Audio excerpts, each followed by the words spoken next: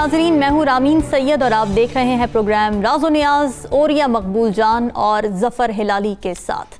नाज़रीन, चेयरमैन नैब आफ्ताब सुल्तान ने आज अपने ओहदे से इस्तीफ़ा दे दिया। उनका कहना है कि अपने काम में उन्हें मुदाखलत बर्दाश्त नहीं है। आफ्ताब सुल्तान के बकौल उन्हें कहा गया कि फ़ला के भाई को छोड़ दो, फ़ला को पकड़ लो। उन्होंने ये भी कहा कि बहुत खुश और मुतमईन हूँ कि अपने उसूलों को बरकरार रखा। पीटीआई ने चेयरमैन नैब के इस्तीफे का खैर मकदम किया और ये कहा है कि आफ्ताब सुल्तान का इस्तीफा फिस्ताई निज़ाम टूटने की तरफ एक कदम है। और ये सब आफ्ताब सुल्तान साहब ने अपने ओहदे से इस्तीफा ऐसी हुकूमत में दिया है जिससे उनके कई सालों से अच्छे रिलेशंस थे। यकीनन कोई बहुत बड़ी बात हुई होगी कि उन्हें यह कदम उठाना पड़ा।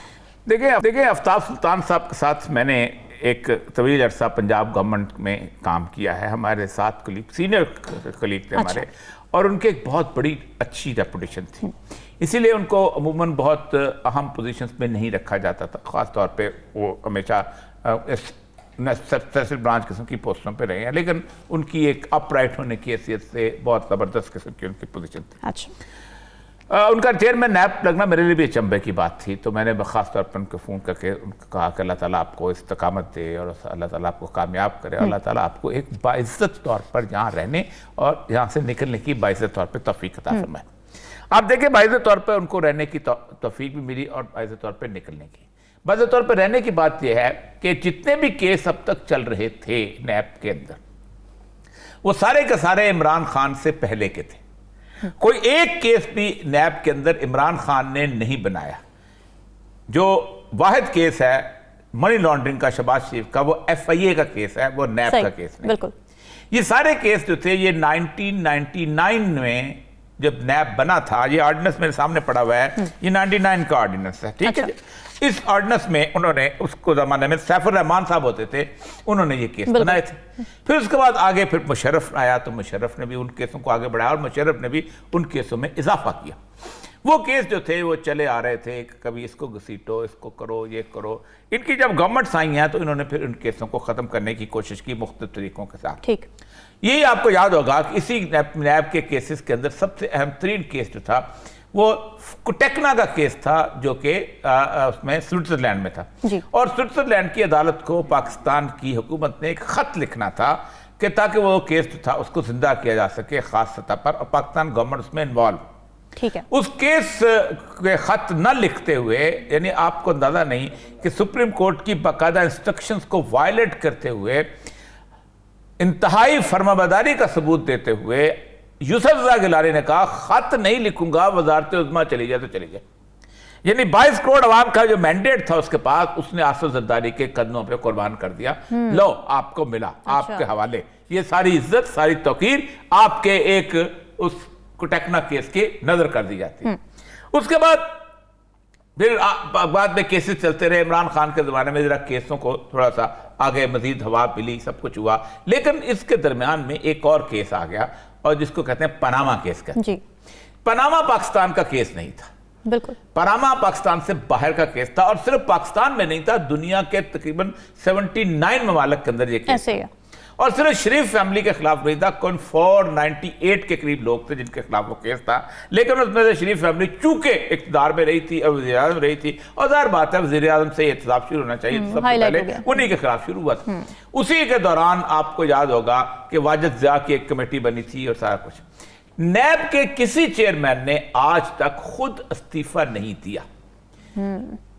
इससे पहले जितने भी नैब के चेयरमैन लगाए गए थे, कुछ तो मुशर्रफ ने लगाए थे, जिनमें खालिद मकबूल भी थे और शाहिद अजीज भी थे, और जनरल अमजद एक बहुत इंपॉर्टेंट नाम था, उनको भी उन्होंने भी मजबूरी से खुद ही कहा था और कंप्रोमाइज, क्योंकि फौज में इस्तीफा देने का रवाज नहीं, लेकिन उन्होंने एक मुतालबा किया था कि अगर मैं सिविलियन ऑफिसर्स के खिलाफ मुकदमा करता हूँ तो मुझे फौजी जर्नैलों के खिलाफ भी मुकदमा करने की इजाज़त दी जाए, इन्वेस्टिगेशन करने की इजाज़त की जाए। उनको कहा कि नहीं आप जाओ, और लोग कहते हैं कि वो बेचारे बड़े आराम से चले गए। एक बड़ी मुशर्रफ की उनके आपस की गुफ्तगू बड़ी आम तौर रैंक्स में अंदर सुनाई जाती है कि आपने शादी नहीं करनी अपनी बेटियों की, तो एक प्लॉट आप यहाँ ले लेते, एक प्लॉट वहाँ ले लेते, हम आपको दे देते हैं और आप आराम से घर में बैठे जिंदगी गुजारे, अल्लाह अल्लाह करे। लेकिन बहरहाल एनी हो वो चले गए और उन्होंने एडमेंट होकर दिखाया ना। पहला इस्तीफा है 1947 से लेकर आज तक किसी भी ऐसी बॉडी के चेयरमैन का। 47 में कायद आज़म मोहम्मद अली जिन्ना रहमतुल्लाह अलैह ने एंटी करप्शन एक यूनिट बनाया था, छोटा सा यूनिट बनाया था। अच्छा। और उनकी जो तकरीर है 11 अगस्त थी, उन्होंने कहा था कि करप्शन हमारा सबसे बड़ा नासूर है। 47 से लेके एंटी करप्शन के अंदर वो आगे चलते चलते 58 तक करप्शन की इंतहा ये हो गई थी कि 58 में जस्टिस कॉर्नेलियस की जो रिपोर्ट है उसके जो ओपनिंग सेंटेंसेस हैं वो ये है, gone are the days when CSPs were honest. गुजर गए वो दिन जब सीएसपी के बारे में कहा जाता कि वो ईमानदार होते हैं। अब ये जो इनका तन्योर आया है आफ्ताब सुल्तान साहब का, ये बड़ा अजीब व गरीब था। इस टेन्योर के अंदर एक आदमी आया है, उसके पास एक अंबार है केसेस का, बददियानत लोगों का अंबार है, और उसको ऐसे है जैसे एक ऐसी रेत की एक, जिसे कहते हैं, उसके अंदर रख दिया गया है, उसके जैसे हाथ में रेत का एक मुट्ठी है, और वो ऐसा रेत गिर रही है। कैसे गिर रही थी? असेंबली के अंदर कानून पास होना शुरू, नैब अमेंडमेंट्स कि इतने से ज्यादा नहीं हो सकता, ये खत्म हो जाएगा, ये यानी उसके हाथ से वो जो है लेकर। अब सवाल इस वक्त सबसे बड़ा जो सुप्रीम कोर्ट में इस वक्त पेंडिंग है वो ये है कि क्या नैब से केस वापस ले लिए जाएं तो क्या जुर्म खत्म हो जाता है? नहीं, जुर्म तो रहेगा, तो कोई और इन्वेस्टिगेशन एजेंसी बनाओ या अदालत बनाओ, अदालतों से भी ले लिए गए। अब इस वक्त सूरत यह है कि आफ्ताब सुल्तान ने 3-4 अहम बातें की हैं जाने से पहले। पहला उन्होंने ख्याल कहा कि मुझे इमरान खान के बारे में कहा जाता था इसके खिलाफ मुकदमा कायम करो, और मैं समझता था मुकदमा बनता नहीं। अब मुकदमा क्या है? तोशाखाना का। जरदारी अपना हिलाली साहब से कौन जानता है कि तोशाखाना, बार बार उन्होंने अपनी घड़ी का भी जिक्र किया। मैं खुद तोशाखाने कुछ चीजें ले, हमें पता है कि एक लीगल चीज है। उन्होंने कहा अब आज जैसे ही वो बंदा गया है, आज उन्होंने तोशाखाने में उनको अभी बुशरा बीबी को भी आप मुझे समझ जाती है करना क्या चाहते हैं। जैसे कहते हैं पागलपन की कैफियत होती है किसी शख्स के ऊपर, वो आई हुई है। और जब किसी अदारे पर पागलपन की कैफियत आओ तो समझो इस मुल्क की बदकिस्मती। बिल्कुल ऐसे। फिर उन्होंने एक और बनने का, उसने कहा एक एक प्लॉट के ऊपर कहते हैं मुकदमा करो, और आपका हालत ये होता है कि आप जो है वो आपके पास 15-15 प्लॉट बाहर होते हैं। यहां आपने किसी के खिलाफ झूठा मुकदमा नहीं चला सकता, ना किसी के खिलाफ कायम रेफरेंस मैं इस बुनियाद पर खत्म कर सकता हूं कि मुल्ज़िम किसी बड़ी शख्सियत का रिश्तेदार। जाहिर बात है किसी रिश्तेदार के बारे में कहा होगा मुकदमा खत्म करो। फिर उन्होंने कहा है कि अपना असूलों पर समझौता नहीं किया, हमारा आईन हमारे में था। ये है ये मैं आपको बताऊं, ये इस्तीफा उसूली फैसला इन द लॉन्ग वे। अभी तो सुप्रीम कोर्ट में केस भी चल पेंडिंग है। मुझे लगता है कि ये इस्तीफे की खन गरज वहां सुनाई देगी। बिल्कुल ठीक है। एक चार्जशीट उन्होंने पेश किया। अच्छा हिलाली साहब, जब पीडीएम नो कॉन्फिडेंस मोशन लाई थी तो खान साहब के खिलाफ चार्जशीट में ये बात भी थी कि उन्होंने नैब को इंतकामी इदारा बना दिया है और हम नैब को शफाफ इदारा बनाएंगे। तो आज चेयरमैन नैब का इस्तीफा और उनका मौक़िफ़, ये तो खुद पीडीएम के खिलाफ एक चार्जशीट बन गया। तो कितना बड़ा सेटबैक है ये पीडीएम के लिए, क्या लगता है आपको? मुझे तो ऐसा महसूस होता है कि ये एक पॉलिटिकल मूव, पार्टी और कोलिशन नहीं है। ये एक ग्रुप ऑफ रोग पार्टीज हैं जो इकट्ठे होके इस वक्त नेशनल असेंबली में अक्सरियत इनके पास है। मेरे ख्याल में ये जो हुआ है इनके साथ, ये आफ्ताब इकबाल के साथ, आफ्ताब सुल्तान, ये तो अनबिलीवेबल है। पहले जी सॉरी, आफ्ताब सुल्तान, आफ्ताब इकबाल क्या सुल्तान है, आफ्ताब सुल्तान के साथ जी। अच्छा, मैं पहले तो मैं दाद दूंगा औरिया साहब को कि उन्होंने ये स्टोरी ब्रेक किया था जब हम एयर ऑन वीवर जब होना था कल, इसलिए मगर टाइम कम था, मगर I know that he broke the story. और उनकी दोस्ती है एंड दैट्स वेरी गुड, और बड़ा उनका इंफॉर्मेशन था क्या हुआ क्या नहीं हुआ। मैं सिर्फ ये कहना चाहता हूँ कि ये रोग पार्टीज जो आ गए हैं और इस किस्म के जो हरकतें कर रहे हैं, ये कब तक बर्दाश्त करेंगे? देखिए, ये नैब तो वैसे ही एक मुर्दा घोड़ा हो गया है ना। अप टू 50 लाख तो इधर करप्शन ही नहीं समझा जाता है। They only kick in afterwards. और इस किस्म की जो इन्फ्लुएंस करने जाती है, मैं 2 चीज़ें रिकमेंड कर सकता हूँ। खुदा के लिए, जब आपकी economy on the brink of collapse है, आपका मुल्क तकसीम हुआ है, आपके मुल्क में वर्चुअल सेसेशनिस्ट मूवमेंट्स चल रहे हैं, और इसलिए ये सब हो रहा है कि आपके पॉलिटिशियंस करप्ट हैं, तो 1-2 जो ऑनेस्ट लोग हैं उनको भी आप करप्ट करवाना चाहते हैं। यार, उनकी कदर करो। मैं कहता हूं एक अवार्ड लगाओ, अवार्ड, सिविलियन अवार्ड, जजेस, एक जज और एक ब्यूरोक्रेट को 2 हर साल जो ऑनेस्ट है। दो, रिकग्नाइज करो, दुनिया के सामने दो और कहो ऐसे लोगों को हम कदर करते हैं। ये तो एक ऑनेस्ट आदमी, एक ईमानदार आदमी को लेके बेईमान उसको बनाना चाहते हैं, as a matter of policy, as a matter of coalition policy. और ये जब फ्रॉड जो चल रहा है इधर, ये तोशा खाना और ये वो, मैं कहता हूं जब आपके खिलाफ और कुछ नहीं होता है तो फिर सिर्फ तोशा खाना होता है। तोशा खाना के मतलब इट्स इररिलेवेंट, इट्स ट्रिवियल। क्या कह रहे हैं भाई, खुदा के लिए ग्रो अप। मगर इनके तुले हुए हैं बदले पे, बदला बदला बदला। यार बदले से नहीं, एक तरफ तुम उनको कहते हो आके बात करो, अगर वो बात नहीं करते तुम कहते हो देखो कैसे, और साथ साथ तुम ऐसे हरकतें करते हो जो कोई आके तुम्हारे से बात नहीं करेगा। What a country, what people, shocking। बिल्कुल आपने अहम नुकात उठाया। अच्छा, और ये सब आपकी तरफ मैं ये सवाल लेकर आना चाहूँगी कि पीडीएम का अपोजिशन में होते हुए ये इल्ज़ाम था कि जावेद इकबाल को सियासी मकासद के लिए इस्तेमाल किया जाता है, मगर अब तो बज़ाहिर ये लग रहा है कि आफ्ताब सुल्तान से भी यही काम लेने की कोशिश की जा रही थी, तो किस मुँह से पीडीएम इंतकामी कार्रवाइयों को कंडेम करेगी? अब देखिए, पहली बात तो यह है कि पीडीएम ने क्या कंडेम करना है। पहली बात तो यह है कि कल की पीडीएम के साथ जो हो गई है ना, वो आइंदा पता नहीं कितने हफ्तों तक और कितने महीनों तक सोचते रहेंगे कि हमारी पॉलिसीज क्या होगी। यानी वो आज अब सोचते होंगे काश हम इमरान खान की जो है ना वो बेल जो है उसके घर में कहते जा रहा उसकी बेल ले लो, सबको लेते उसके लिए। वो जो 1-4 घंटे इमरान खान जो है वो नेशनल टीवी पे भी रहा है और इंटरनेशनल टीवी पे भी रहा है और डिस्कशन के तौर पीडीएम की पॉलिसीज को मैं बताऊँ आपको, ये पीडीएम से ज्यादा बहुत कुछ हो रहा है और ये बहुत खौफनाक है। पीडीएम जो है इस चीज चक्की में आ गई है ना, आप देखें दाना जब चक्की में आता है ना तो फिर उसी के अंदर वो घूमता रहता है, वो बीच में फिर निकल नहीं पाता, आखिर में पिस जाता है, उसी का चक्की में आ चुकी हुई है और चक्की घुमाने वाले हाथ कोई और है। ये बड़ा आपने अहम पॉइंट दिया है। हिलारी साहब, चेयरमैन नैब का मुस्ताफी होना क्या ये जाहिर करता है कि इमरान खान ने नैब तरामीम के खिलाफ जो पिटीशन जमा करा रखी है तो दुरुस्त खदशात पर मुबनी है? देखिए, जो नैब के कानून थे, कौन कहता है कि एवरी लॉ जो नैब का था ओरिजिनली वो सही था?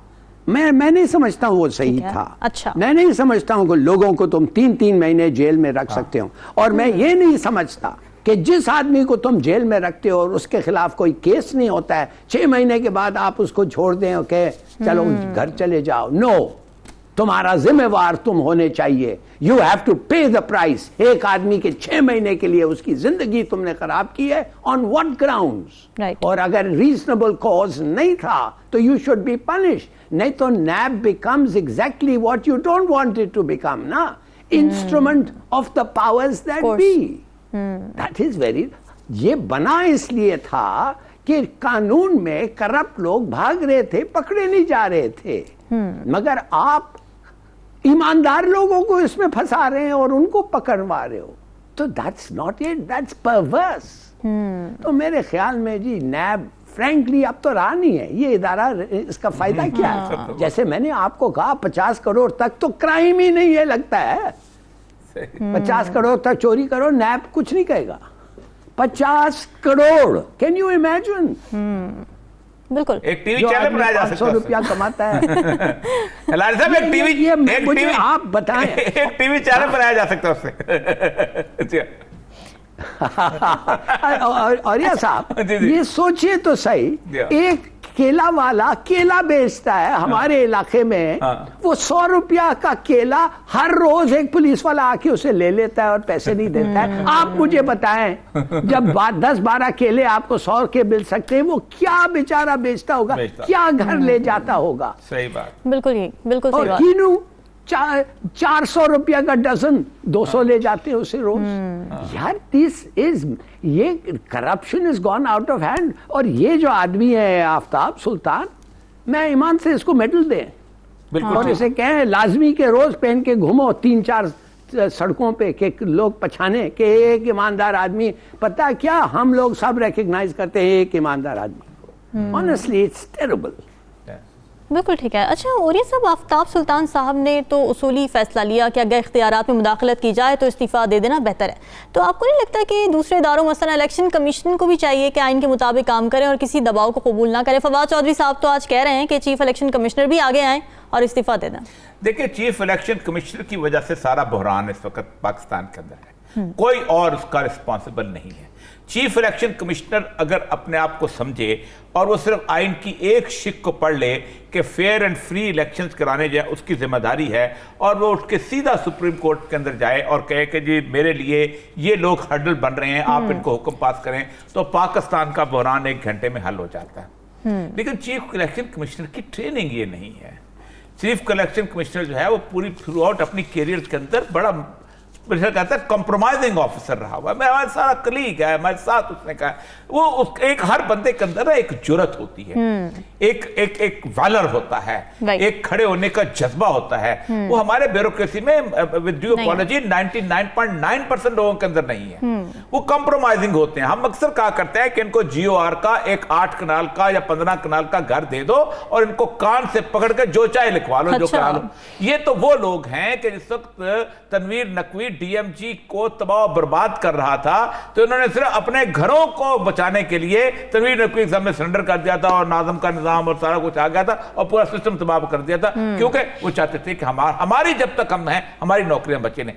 ये गुज़श्ता तकरीबन 1973 ऑनवर्ड हिलाली साहब खुशकिस्मत लोगों में से हैं कि उन्होंने उस वक्त सर्विस ज्वाइन की जब कॉन्स्टिट्यूशनल गारंटीज मौजूद थी आइन के अंदर। अच्छा। और उस वक्त जो था किसी सिविल सर्विस को निकालना बहुत मुश्किल काम था और उस वक्त उनको कॉन्स्टिट्यूशनल तहफ़्फ़ुज़ हासिल था। 1973 के कॉन्स्टिट्यूशन के बाद जो सिविल सर्विस है, ये लोग ये basically at the mercy of the president and prime minister बन गए। ये उसकी किसे कहता है हाथ की छड़ी बन गए कि जब चाहा उसको निकाल दिया और जब उनके रहमो करम पे हो गए और फिर उन्होंने अपनी नौकरी, आप अंदाजा करें बहुत रिस्क किया इन्होंने।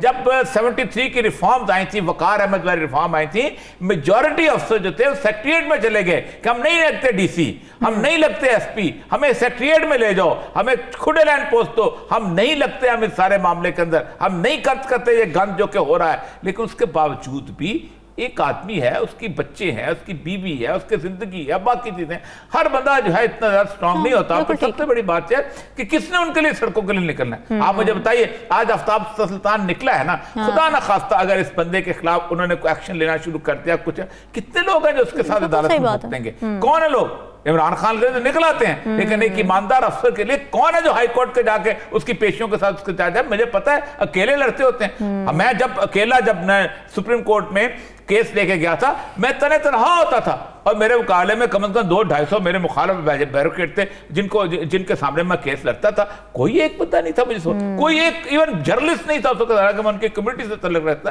तो ये बहुत तल्ख हकीकत है, बहुत तल्ख मुआशरा है। बिल्कुल ऐसे ही। नाज़रीन, डिस्कशन का सिलसिला जारी है, वक्त का stay with us.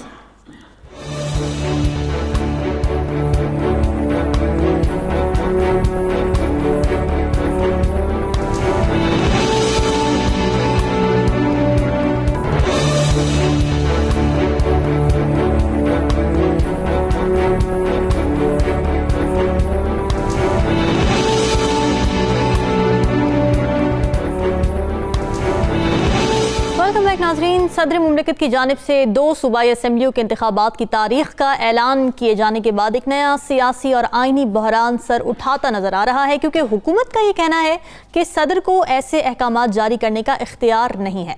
Election commission ने भी इस नई सूरत हाल पर अटॉर्नी जनरल और आइनी माहिरीन से मुशावरत का फैसला किया है।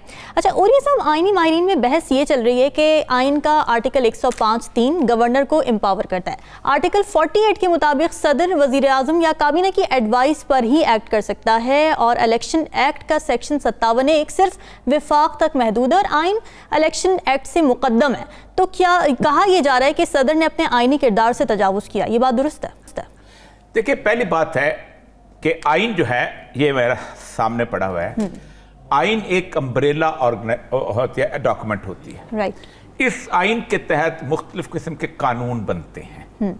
ठीक है। आइन ये कहता है फॉर एग्जाम्पल कि एक आदमी के फंडामेंटल ह्यूमन राइट्स जो हैं वो ये हैं। ठीक है। एक आदमी को आज़ादी राय का हक हासिल है। ठीक। लेकिन उसके नीचे कानून ये बना हुआ है कि आप फला बंदा जो है वो नहीं बोल सकता। ठीक है। तो इसका मतलब यह है कि उस बंदे को सजा होगी, गिरफ्तार होगा, जब तक वो कानून तब्दील नहीं हो जाता। इस आइन के तहत असेंबली तब्दील नहीं कर देती। जो एक्ट है उसका बना हुआ, उसका इलेक्शन का 2017 का, वो एक्ट बन चुका हुआ है इस आइन के अंदर। ठीक है। अब अमल उसके तहत होना है। ठीक, ये देखो ना, आइन जो है अमल दरामद की किताब नहीं, आइन बेसिकली गाइडेंस की किताब ठीक है, ब्लूप्रिंट है, ओवरऑल ब्लूप्रिंट। ठीक है, गाइडेंस की किताब है। मतलब फंडामेंटल राइट्स बता दिए गए, ठीक, मतलब जुर्म बता दिए गए। तो जुर्म कैसे होंगे? वो लॉ जो होता है इंप्लीमेंट, तो कहते हैं सबऑर्डिनेट जुरिस्डिक्शन, सबऑर्डिनेट लेजिस्लेशन। ये सबऑर्डिनेट लेजिस्लेशन है। अब उसने 57(1) जो है सबऑर्डिनेट लेजिस्लेशन कहती है कि सदर जो है वो ये इस्तेमाल। अब पहली बात है, सदर को ये मौका क्यों मिला? सदर को इसलिए मौका मिला कि एक गवर्नर ये कहता है कि मैंने तो ये काम नहीं किया, इसलिए मैं असेंबली तोड़ी, मैं नहीं करता हूं। चलो उसको तो चलो मान लिया, लेकिन जो दूसरा गवर्नर है मौलवी साहब जो है, उसने तो असेंबली तोड़ी है। वो कहता है ये एजेंसियों से मशावरत करो। भाई ये कहां लिखा हुआ है? इसका मतलब यह है कि जब दो लोग आइन पे अमल नहीं कर रहे, तो इसका मतलब है जब तक ये गवर्नर है इस मुल्क में इलेक्शन नहीं होंगे कभी भी। तो अब सदर ने एक, जैसे कहते हैं, उस पूरे के पूरे बहुत बड़े तालाब के अंदर एक पत्थर फेंका है जिससे अरताश पैदा हुआ है। ठीक है। मेरा इस वक्त सवाल इस वक्त सिर्फ और सिर्फ सुप्रीम कोर्ट के पास है। पाकिस्तान की कौम गुज़श्ता तकरीबन 15-20 दिन से नर्व्स टेंस हो चुके हुए हैं। एक आदमी आता है, उसने ये कर दिया, दूसरे ने ये कर दिया। क्या कमरजमान कायरा को, क्या अटॉर्नी जनरल को, क्या कानून वज़ीर कानून को, क्या अपना शहबाज शरीफ को, क्या इमरान खान को ये हक हासिल है कि वो आइन की तशरीह करें? नहीं, बिल्कुल नहीं। पाकिस्तान की पूरी असेंबली को भी ये हक हासिल नहीं है कि आइन की तशरीह करें। वो आइन बना सकता है, क्लियर कर सकती है, क्लैरिफाई करने के लिए मजीद शिक ऐड कर सकती है। आइन की तशरीह सुप्रीम कोर्ट करता है। बिल्कुल। अब इसके अंदर जो शिकें पड़ी हुई हैं, वो कहते हैं आइन में अबहाम है। इस अबहाम को कौन दूर करेगा? अच्छा, इबहाम है क्या? 90 दिन के इलेक्शन इबहाम ये है कि गवर्नर ने तारीख देनी है। ठीक है। अब इबहाम यह है कि अगर गवर्नर, आइन में लिखने वालों तो ये सोचा था कि यार गवर्नर तारीख देगा, उनके वहमो गुमान में भी नहीं था। गवर्नर तो पैदा नहीं होगा ना पाकिस्तान के अंदर जो कहेगा नहीं मैं नहीं खेलता हूं। उनके अंदर ये भाव ही नहीं था, सोचा ही नहीं था कि भाई ये गवर्नर तारीख नहीं देगा तो फिर क्या करें। हाँ। उनका भी असेंबली टूट गया, गवर्नर ऑटोमेटिक। अच्छा, उसमें दो शिक, पहले वो गवर्नर तारीख देगा और फिर केयर टेकर सेटअप बनाएगा। ठीक है। केयर टेकर सेकंड नंबर पे आता है। बिल्कुल। ओके, अच्छा, आप बातें करते हैं कि मैंने असेंबली तोड़ी, तो केयर टेकर चीफ मिनिस्टर का हलफ तुमने कहां से ले लिया? बिल्कुल सही बात। कहते मैंने तो नहीं तोड़ी, मेरे नजदीक तो असेंबली कायम है, तुमने मोहसिन नकवी का हलफ कहां से लिया? तो असल मतलब ये है इबहाम।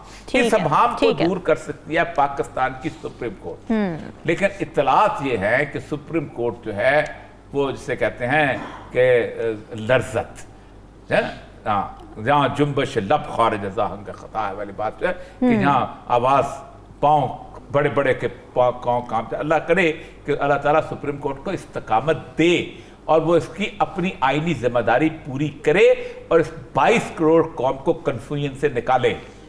हर कोई इसकी इंटरप्रिटेशन करने का तैयार है, लेकिन नहीं, किसी को राइट ही नहीं है इसको इंटरप्रेट करने। ठीक है।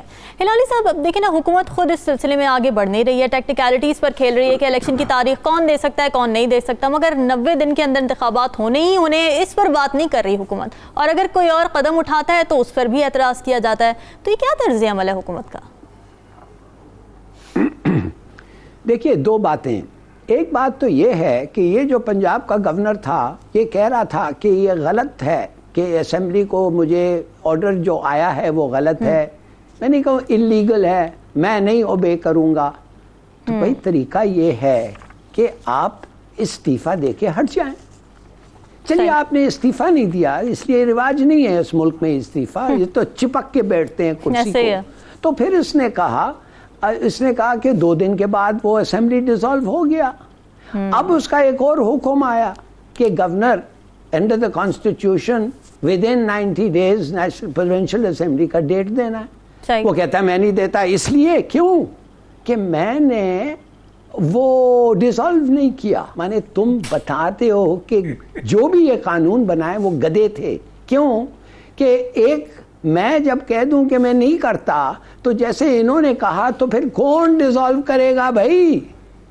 और जब तक आईन नहीं बदलेगा, और जब आईन नहीं बदलेगा तो फिर उम्र भर के लिए ऐसे, और अगर 2/3 मेजॉरिटी ना हो तो फिर उम्र भर के लिए ये सेशन चलता रहेगा, और ये बहुत गलत बात होती है। तो अच्छा, फिर जब हो दूसरा हुक्म आया और जब उसने देखा कि मैं अपने मुल्क की कानून को I am making a joke out of it, माने लोग कह रहे हैं लॉ इज एन एक्ट, वो इस्तीफा क्यों नहीं ऑफर किया भाई?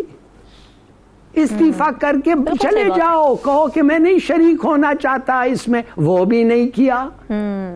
या फॉर गॉड सेक, मैं तो सोचता हूँ ये देखिए, ये नहीं बताता है कि कानून क्या कहता है। हाँ। ये बताता है कि उस आदमी, जिस आदमी ने ये किया है, ये जो गवर्नर है, ये व्हाटएवर हिज नेम इज, ये आदमी किस किस्म का आदमी है।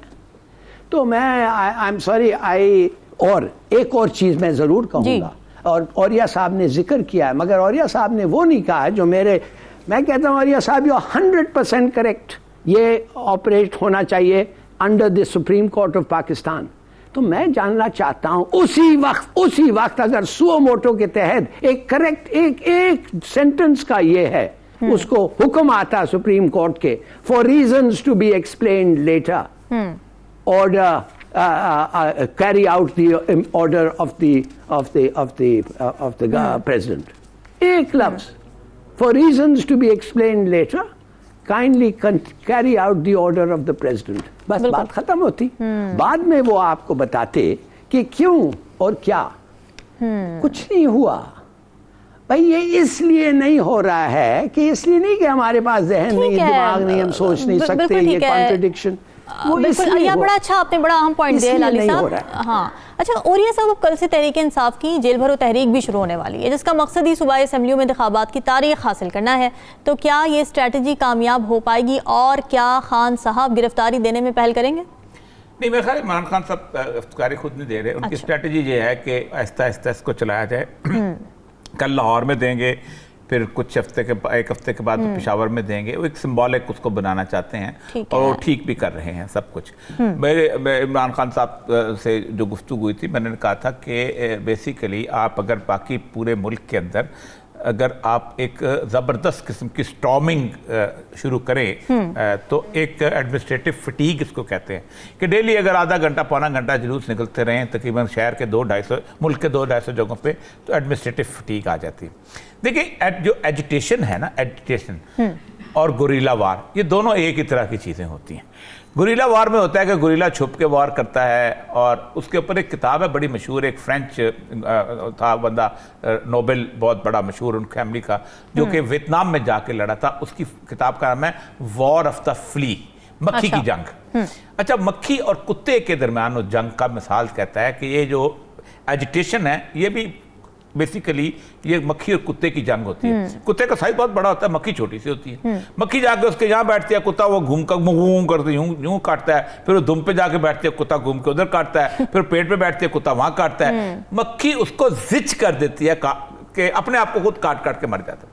एडमिनिस्ट्रेशन का भी मामला यही होता है कि जब बड़े लेवल पे एजिटेशन शुरू होते हैं तो ये मक्खी और कुत्ते की जंग बन जाती है, और फिर एडमिनिस्ट्रेशन अपने आप को किसी एक जगह कंसंट्रेट नहीं कर पाती। अब देखना, कल उन्होंने बकायदा तैयारी की हुई थी कि इमरान खान को गिरफ्तार करना है। FIA की पूरी टीम लाहौर पहुंच चुकी हुई थी, ठीक है। और उन्होंने उनको अंदाजा था कि जब जैसे ही इसका जुलूस पहुंचेगा और हाई कोर्ट के अंदर ये पहुंचेगा, तो हाई कोर्ट में जाहिर बात उतने लोग होंगे जितने मरीम नवाज के साथ होते हैं, उतने ही लोग होंगे जितने जरदारी के साथ होते थे। तो हम उनको जरा सा पीछे करके इमरान खान को बिठाएंगे, उसमें गाड़ी में और जूम सन्नाटा भर लेंगे। वो क्राउड इतना ज्यादा हो गया कि उनके लिए मसला बन गया, और crowd was so charged, crowd was so emotional. अब ये बेसिकली एक सिंबॉलिक सी चीज है, अगरचे कि उसका कोई फायदा वायदा मुझे नहीं लगता। 77, देखिए मैं खान साहब ने कहा था कि 1977 का जो था ना जेल भरो तहरीक, उसमें 3-4 चीजें बहुत अहम थी, और उसको आप ध्यान में रखें।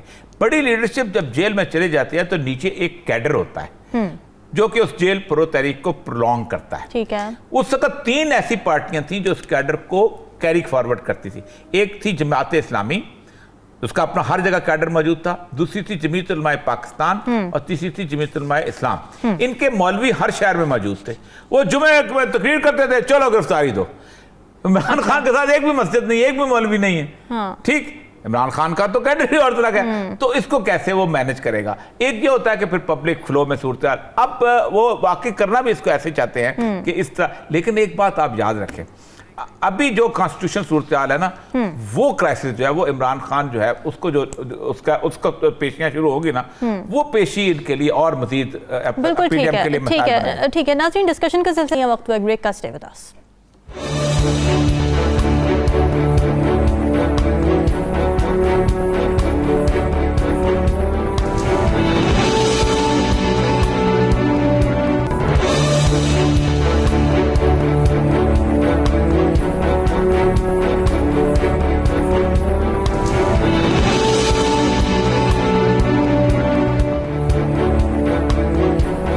नाज़रीन, IMF की मैनेजिंग डायरेक्टर क्रिस्टलिना जॉर्जियो ने मशवरा दिया है कि पाकिस्तान में अमीरों से सब्सिडीज वापस लेकर टैक्स आयद होने चाहिए, जबकि सब्सिडी सिर्फ गरीबों को मिलनी चाहिए। ये वो नुक्ता है जो हुकूमत पाकिस्तान को अस खुद समझना चाहिए था, और वो भी बहुत पहले।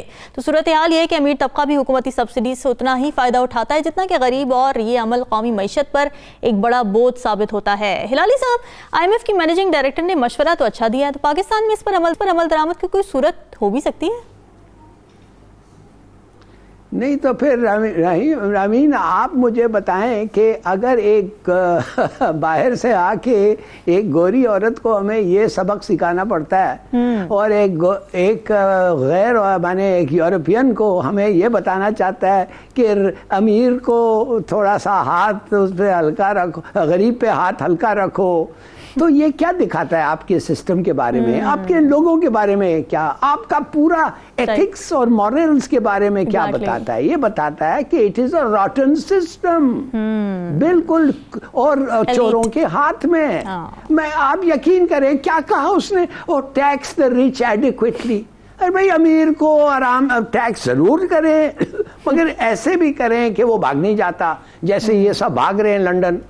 दूसरी तरफ ये कह रही है कि वो जो गरीब है उसको कुशन द पुअर, है कि नहीं? और गरीबों से तुम सब्सिडी अमीर को दे के, ऐसा ना हो कि अमीर से तुम गरीब से पैसे लेके अमीर को दे रहे हो, और उसके लग्जरीज के लिए। और ये भी आप बताएं कि टैक्सेशन किसको नहीं पता है जब टैक्स होता है, तो गरीब जो अमीर है, जो प्रोड्यूस करता है, जो इंडस्ट्री में है, जो भी है, वो तो पास ऑन कर देता है गरीब को, उस बेचारे को जिसके पास कुछ होता ही नहीं है, वो कहता है तुम ज्यादा करो कीमतें बढ़ा के। अच्छा, और ये इसने नहीं कहा, हमारे लोगों को मैं पूछता हूँ, और ब्लैक इकोनॉमी जो 80% है पाकिस्तान की इकोनॉमी, ब्लैक, उस पे आप क्यों नहीं आते हैं? पकड़ो उनको। हाँ, ये बड़ा अहम पॉइंट है। ये जो लार्ज जमींदार हैं और रिटेलर्स हैं, मैं आपको बताता हूं वो क्यों नहीं उन पे टैक्स होता है। वो इसलिए नहीं होता है कि ये नून के सपोर्टर्स हैं। ये रियल एस्टेट रिटेल वाले जो हैं, ये सब इनके सपोर्टर्स हैं। एक अखबार ने आज लिख के बताया है और कहा है। बिल्कुल हिलाली साहब, पता कलाम की बात है, टाइम बिल्कुल मेरे पास शॉर्ट रह गया है, मेरे पास सिर्फ 1.5 मिनट रह गया है। ओरिया साहब की तरफ मुझे जाने की प्लीज इजाजत दीजिए। ओरिया साहब, जिस तरह हिलाली साहब ने कहा कि ये कॉमन सेंस की बातें, ये एथिक्स मोरालिटी की बातें बाहर से आके किसी को हमें बतानी पड़ रही हैं, इतना भी नहीं पता हमारी हुकूमत को कि अमीर को टैक्स करना और गरीब से नहीं लेना। देखिए, पहली बात तो यह है कि एक तो उसने बातें तो उसकी ठीक है, लेकिन ये बात क्यों करते हैं IMF वाले? ये बेसिकली IMF का और हमारा जो ताल्लुक है ना, ये साहूकार का और मकरूज का ताल्लुक है। साहूकार कभी नहीं चाहता कि कोई मुल्क जो है वो उस हद तक डेवलप हो जाए कि वो कर्जा उतार दे सारे का सारा, लेकिन वो चाहता है उसकी जिंदगी इतनी चलती रहे कि मेरा मुस्तकिल कर्जा जो है ना अदा होता रहे। अच्छा। वो दुकानदार अगर दुकान बैठने लगता है, वो कहता है थोड़े से पैसे ले लो, माल डालो, ताकि और चलाओ, उसको लेके आओ। उसका जो अहम तरीन फिक्र है ना, वो ये है कि इस मुल्क को रिस्ट्रक्चरिंग की जरूरत नहीं है, सख्त इकदामात की जरूरत है। रिस्ट्रक्चरिंग होती है कि आप 8-10 साल के लिए रिलीफ दे देते हैं ताकि हम अपनी इकोनॉमी को मजबूत करें और ताकि इसको अदा करते हैं। सही। ये कभी नहीं करेंगे, वो रीशेड्यूलिंग भी कभी नहीं करेंगे। वो कहेंगे कि और पैसा लो और कर। अब उसमें वो कहते ये हैं कि आप टैक्स जमा करो किसी ना किसी। उनको ये पता चल गया है कि अब पाकिस्तान का गरीब तबके को मजीद निचोड़ा नहीं जा सकता। लेकिन एक बात बताऊं आपको, ये IMF जो है ये तमाम दुनिया के बैंकर्स का कस्टोडियन है, उनका माल जहां लेके आता है। ये IMF जो पाकिस्तान ऊपर जो दुनिया पूरी के ऊपर जिस बैंकों के कर्जे हैं ना कमर्शियल में, वो 150 अरब के, जबकि गरीब मुल्कों से 2400 अरब 2400 अरब गरीब मुल्कों के हुक्मरान चोरी करके वहां उन बैंकों में जमा कर चुके हुए, जिसमें जरदारी भी है, इसमें नवाज शरीफ भी है, फलाना भी है, ये भी है, पिनोशे जैसे। आप देखिए, हम कहते हैं ये पैसे जो है ना, ये पैसे IMF जो है हमारे कर्जे में वसूल कर ले, हम जिंदगी में खुश हो जाएंगे। हाँ, हमारा कर्जा भी उतर जाएगा। बिल्कुल, लेकिन रीस्ट्रक्चरिंग की जरूरत है, रेफॉर्मेशन की जरूरत है। नाज़रीन, डिस्कशन आपने सुनी, होंगे मजीद अहम मौज़ूआत के साथ। हमें दीजिए इजाजत। अल्लाह हाफ़िज़।